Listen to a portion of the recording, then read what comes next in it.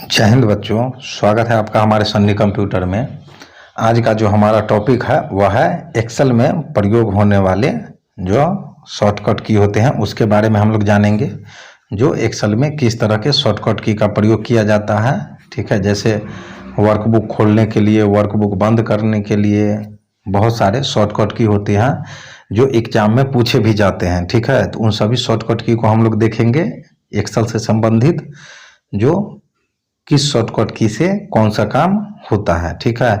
तो एग्जाम में जाने से पहले आप लोग इन सारे शॉर्टकट की को अच्छे से समझ ले ताकि वहाँ दिक्कत ना हो।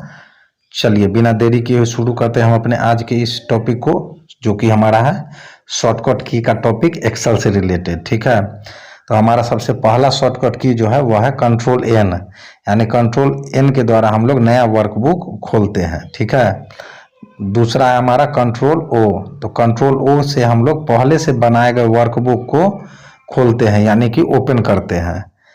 तीसरा है हमारा कंट्रोल डब्लू, तो कंट्रोल डब्लू से हम लोग वर्तमान विंडो को बंद यानी क्लोज करते हैं। चौथा जो शॉर्टकट की है हमारा एक्सेल का वह है कंट्रोल डी, यानी फिल डाउन, यानी वर्तमान सेल के नीचे के सेल में वही डाटा डालना जो है कंट्रोल डी द्वारा हम लोग कर सकते हैं। कंट्रोल आर द्वारा जो है हम लोग फिल राइट करते हैं, यानी वर्तमान सेल के दाएं सेल में वही डाटा जो है डाल सकते हैं, ठीक है। चलिए कंट्रोल जी समझते हैं, छठा हमारा शॉर्टकट की है। तो कंट्रोल जी से हम लोग गो टू यानी किसी विशेष सेल में जाने के लिए हम लोग कंट्रोल जी का प्रयोग करते हैं, ठीक है। होम का प्रयोग हम लोग किसी रो के आरंभ में जाने के लिए करते हैं, ठीक है। कंट्रोल होम का प्रयोग जो है हम लोग वर्कशीट के आरंभ में यानी A1 सेल में जाने के लिए करते हैं। कंट्रोल इंड का प्रयोग जो है हम लोग वर्कशीट के अंतिम सेल में जाने के लिए करते हैं, ठीक है। हमारा 10वां शॉर्टकट की जो है वह है कंट्रोल प्लस पेज डाउन। इससे जो है हम लोग कंट्रोल प्लस पेज डाउन एक साथ प्रेस करने पे अगले वर्कशीट में चले जाते हैं, ठीक है।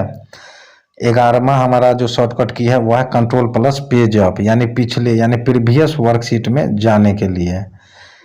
टैब हमारा 12वां शॉर्टकट की जो है वह है टैब, तो टैब के द्वारा हम लोग एक्सेल में वर्तमान सेल से एक नए सेल यानी दाएं के तरफ चले जाते हैं, ठीक है। शिफ्ट टैब का उपयोग करके हम वर्तमान सेल से एक सेल बाएं जाते हैं, ठीक है।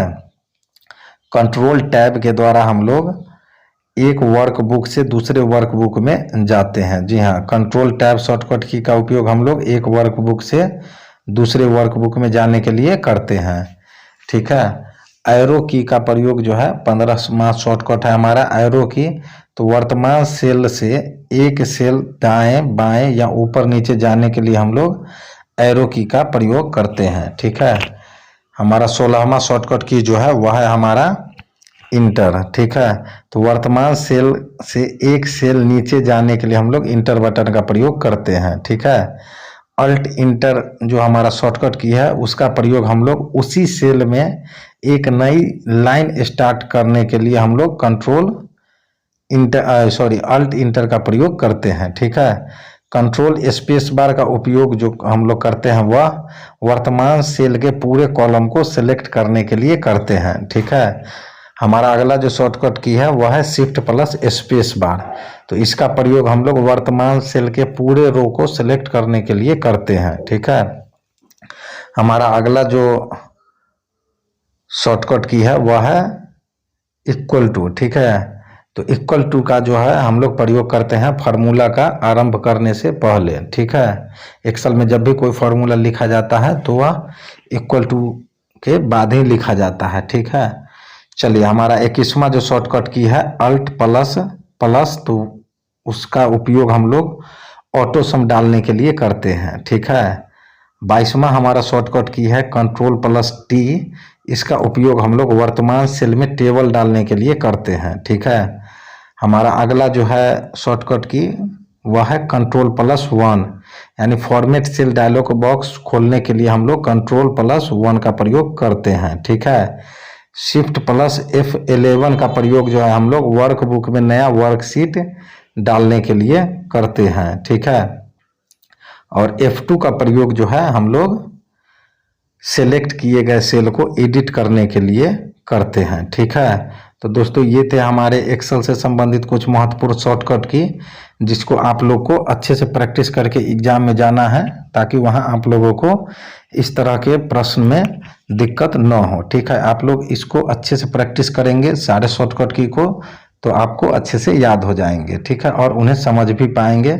ठीक है, याद कम करना है और समझना ज़्यादा है, क्योंकि हमारा सिलेबस बहुत बड़ा है, तो उसको याद तो किया नहीं जा सकता है उतना सारा चीज़ को, उसको समझ के जाएंगे एग्जाम में, ताकि वहाँ दिक्कत न हो। ठीक है, तो एक्सेल से संबंधित जो भी शॉर्टकट की थे वो सभी हम लोगों ने आप लोग के सामने डिस्कस किया, और एक एक शॉर्टकट की का हम लोगों ने ऑपरेशन करके छोड़ दिया। ठीक है, एक भी शॉर्टकट की हम लोगों का छूटा नहीं है। ठीक है, तो मिलते हैं हम लोग अपने अगले वीडियो में। ठीक है, नए शॉर्टकट की के साथ, जो हमारा ऑफिस से भी आ सकता है, वर्ड से भी आ सकता है, बहुत सारा है।